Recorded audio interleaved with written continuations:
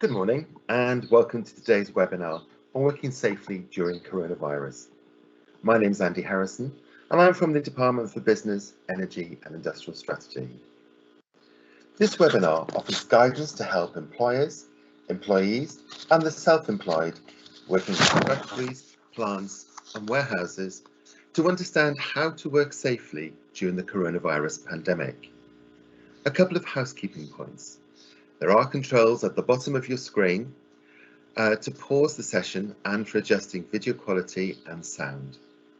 You can ask questions during the webinar by selecting the Q&A symbol on the right-hand side of your screen. Type in your question in the compose box and then select Send. As every business is different, we can't answer specific questions or give advice on how exactly your business should implement the guidance in your circumstances, but we can collect your feedback and input on how useful the guidance is for your businesses and look at areas we might want to develop in any future iterations. A recording of this webinar and links to useful information will be circulated to all participants later today. So the purpose of today's webinar is to give you a practical framework to think about what you need to do or to continue to restart operations during the COVID-19 pandemic. To help you do this, guidance for businesses has been prepared by the Department for Business, Energy and Industrial Strategy, with input from firms, unions, industry bodies and the devolved administrations in Wales, Scotland and Northern Ireland, and in consultation with Public Health England and the Health and Safety Executive. This guidance applies to England. For links to this guidance and for the guidance for Wales, Scotland and Northern Ireland, search for Working Safely During Coronavirus on gov.uk. We expect that this guidance will be updated over time. This version is up to date as of the 25th of May 2020. You should check for updates at www.gov.uk/working safely. This guidance should provide a practical framework to think about what is required to continue or restart operations. Each business will need to translate this into the specific actions it needs to take, depending on the nature of the business, including the size and type of business, how it is organised, operated, managed and regulated. You should also consider any advice that's been produced specifically for your sector, for example, by trade associations or trade unions. And please note, guidance does not supersede any legal obligations relating to health and safety, employment or equalities legislation.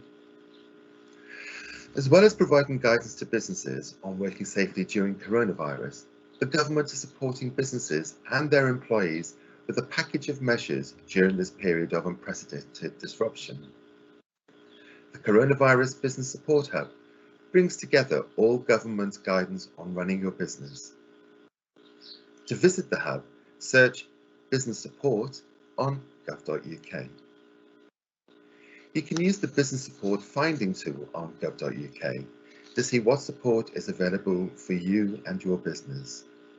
You answer 9 simple questions to receive a list of the support your business may be entitled to.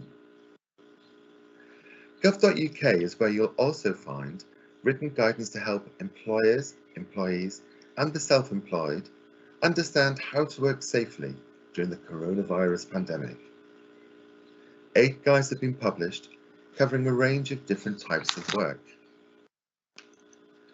Many businesses operate more than one type of workplace, such as an office, factory and a fleet of vehicles. You may need to use more than one of the guides as you think through what you need to do to keep your people safe. You can view all the written guidance at www.gov.uk/working safely. Further guidance will be published as more businesses are able to reopen. You and your employees might also have questions on travelling safely during the coronavirus outbreak and on the opening of nurseries, schools and colleges.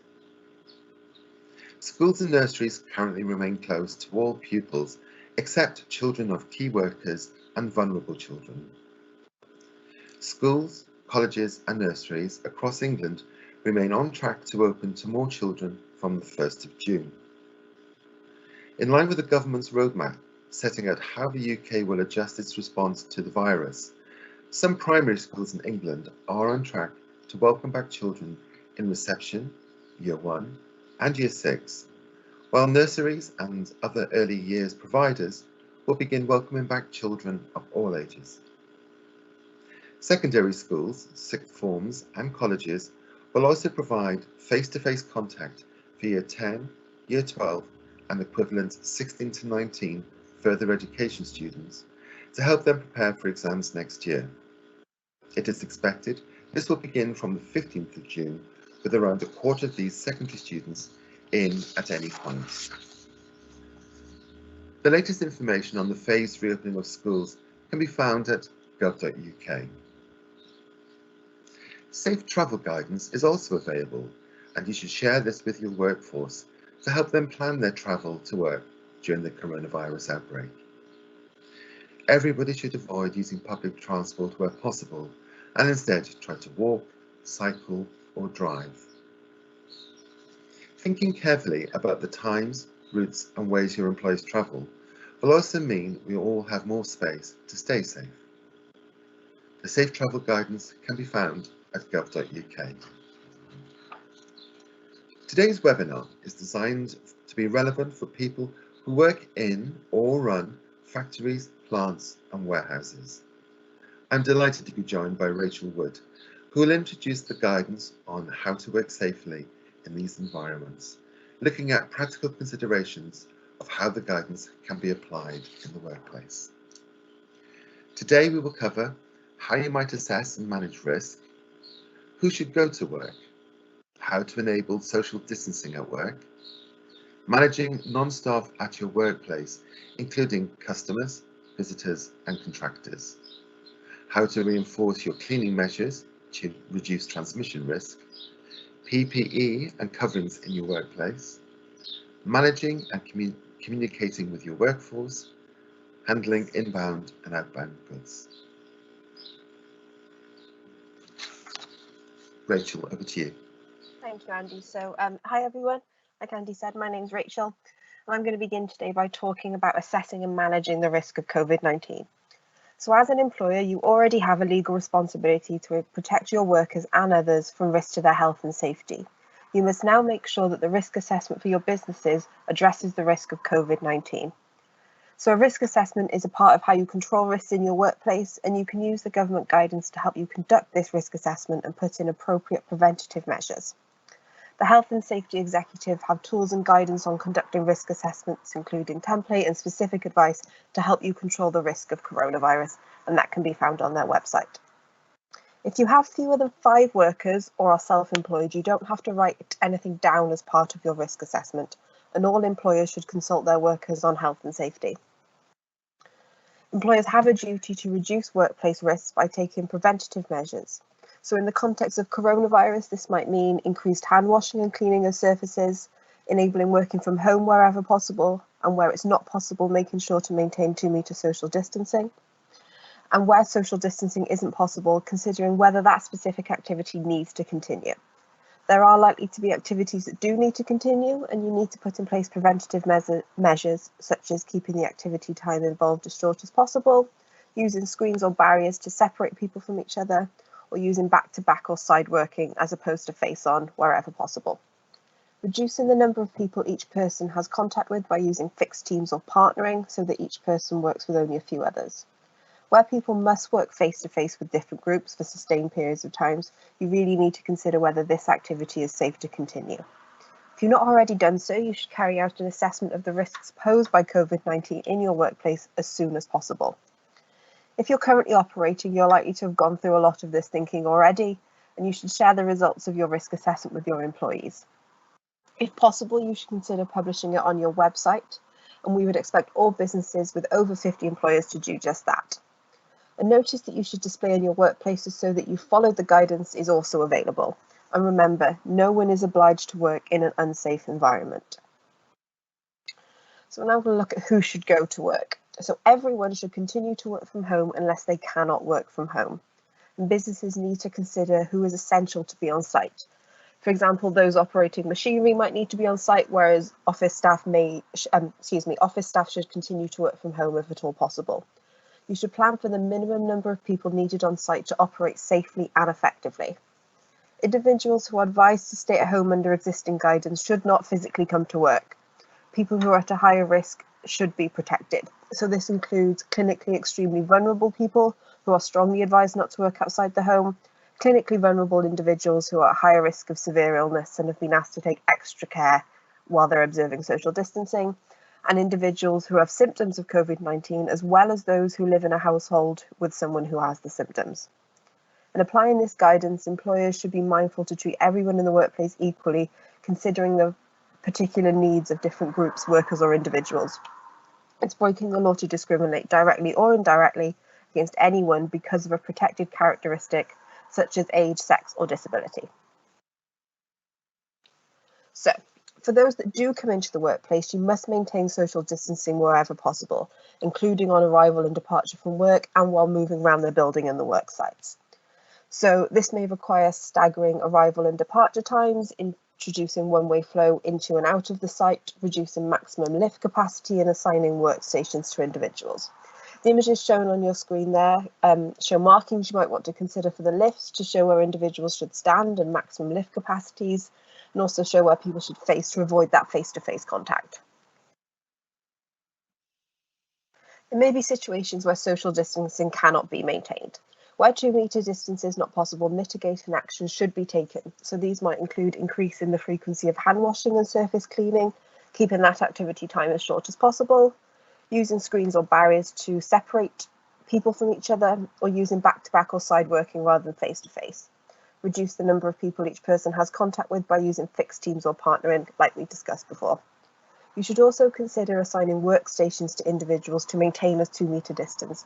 And again, where 2 metres cannot be maintained, arrange for people to work side by side or facing away from each other, consider installing screens and placing greater emphasis on cleaning and hygiene. So the images shown here show preventative measures you might want to put in place to mitigate the risk of transmission where social distancing is not fully possible. So we've got some perspex dividers in place with tape markings on the edges or temporary dividers between workstations. It's also important to maintain social distancing and reduce the risk of transmission in meeting and common areas. Remote working tools should be used to avoid in-person meetings, and only necessary participants should attend and maintain 2 metre separation throughout.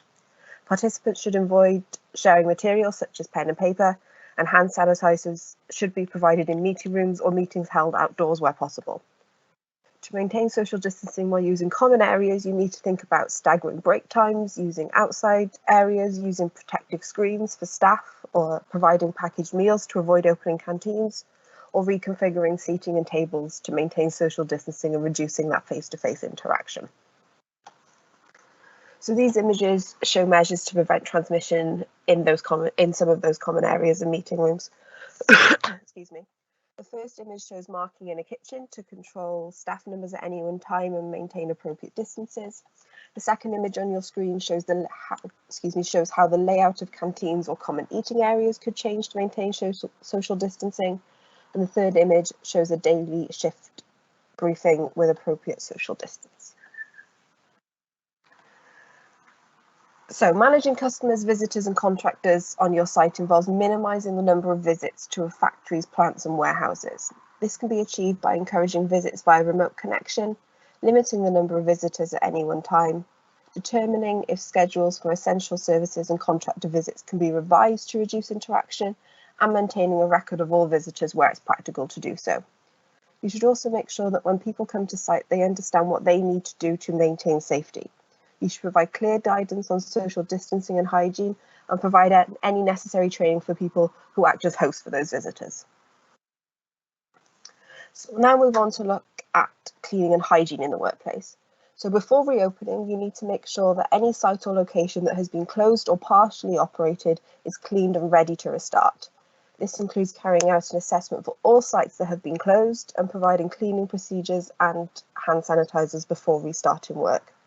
You should also check whether you need to service or adjust ventilation systems. Most air conditioning systems will not need adjustment. However, where system serves multiple buildings, or if you're not sure, seek advice from your engineers. Once reopened, workplaces should be kept clean to prevent transmission by touching contaminated surfaces. This will require frequent cleaning of work areas and equipment, of objects and surfaces that are touched regularly, and workspaces should be kept clear and waste and belongings removed at the end of every shift. Good hygiene should be maintained by everyone throughout the working day. Signs and posters can be used to build awareness. Hand sanitizers should be provided in multiple locations in addition to washrooms, and social distancing should be maintained as much as possible.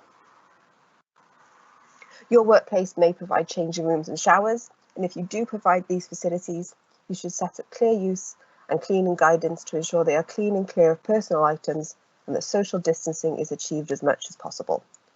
Introducing enhanced cleaning should also be considered during and at the end of the day. Where objects come into the workplace, such as goods, merchandise, materials, on-site vehicles, transmission through contact should be reduced as much as possible. So this may require cleaning procedures being implemented for shared equipment, encouraging increased hand washing, regularly cleaning vehicles that workers take home, and regularly cleaning reusable delivery boxes. So we'll now take a look at PPE, or personal protective equipment. So as I'm sure you know, PPE protects the user against health and safety risks at work, including items such as helmets, gloves, eye protection, high-vis clothing, and safety footwear. Where you're already using such equipment to protect against non-COVID-19 risks, you should continue to do so. Additional PPE beyond what you usually wear is not required to protect against COVID-19. While there may be circumstances where face coverings may be marginally beneficial, such as when working in enclosed spaces, it should not be at the expense of other ways of managing risks, including minimizing time spent in contact, using fixed teams, and increased hand and surface washing. Now take a look at shift patterns and working groups. So when you're looking at these shift patterns and working groups, work should be organised to create distinct groups and reduce the number of contacts each worker has. Where people are split into teams or shift groups, fixing these groups is advised to minimise contact between the same people. Areas should also be identified where people must directly pass things to each other, e.g. spare parts, samples, etc., and ways to remove direct contact, such as drop-off zones, should be implemented. Work-related travel should also be minimised in the first instance, but where it is essential, the number of people travelling together should be minimised, travel partners should be fixed, and vehicles should be cleaned in between shifts. So moving on to communications and training. All workers should understand COVID-19 related safety procedures, keeping all your workers up to date with how safety measures are being implemented or updated. So this could include clear and consistent and regular communication, simple, clear messaging, visual communications. We've got an example on the screen there on the right, should be used to explain any changes, which may include amendments to production schedules, breakdowns, or material shortages. Engagement with worker and worker representatives, increased awareness and focus on the importance of mental health during times of uncertainty, and providing communication and training materials prior to returning to work. So this is the final slide for me, and it's looking at inbound and outbound goods. So social distancing should be maintained and surface transmission avoided when goods enter and leave sites. And there are a number of steps that you may want to think about, including revising pick-up and drop-off collection points, minimising unnecessary contact at gatehouse security or warehouses, reducing the frequency of delivery, having single workers load and unload vehicles where it's safe to do so, using the same pair of people for loads where more than one is needed, enabling drivers to access welfare facilities, and encouraging drivers to stay in their vehicle where it does not compromise safety and existing safe working practices. So I hope that's provided you with a useful starting point of how to think about assessing and managing the risks of COVID-19. Like we said at the beginning, you should refer to the full guidance documents as you think about practical considerations of how it can be applied in your workplace, depending on the nature and operations of your business. Thank you, and I'll hand back over to Andy. Here at Portakabin, with the majority of our office-based staff now working remotely, we're ensuring that all our people, whether here in the factory, in the yards, or on customer sites, can work safely. We are constantly reminding our people that it's okay to stop and think about how they're going to go about a task to ensure it's safe to do so, with social distancing in mind. From a manufacturing perspective, we're actively sacrificing production efficiencies in order to keep our processes safe and our people working safely. These include our existing 5-point PPE policy, encouraging social distancing throughout our sites and enhanced hygiene. A visual reminder via a poster campaign throughout our sites, encouraging employees to stop, think and act and go slower than normal to ensure the right outcome is safely reached. Many of our people are used to working in teams and naturally without thinking ask each other for help. Whilst we don't want to lose this can-do attitude, we are working hard to ensure this doesn't compromise social distancing protocols. Before we close today, Rachel and I will now address some common questions that have been raised. So Rachel, our first question asks, can my staff canteen reopen? Okay, so thanks for that question. So it's unlikely that coronavirus is transmitted through food, and workplace canteens may remain open where there's no practical alternative for staff to obtain food. So where possible, the government's advising that staff should be encouraged to bring their own food, and in all scenarios that 2-metre social distancing measure will apply. So that means, as far as reasonably possible, a distance of 2 metres need to be maintained between canteen users. Staff can continue to use rest areas if they apply that social distancing. Notice promoting hand hygiene and social distancing should be placed visibly in these areas. And if possible, you should increase the number of hand washing stations that are available for everyone in those areas as well. Thank you.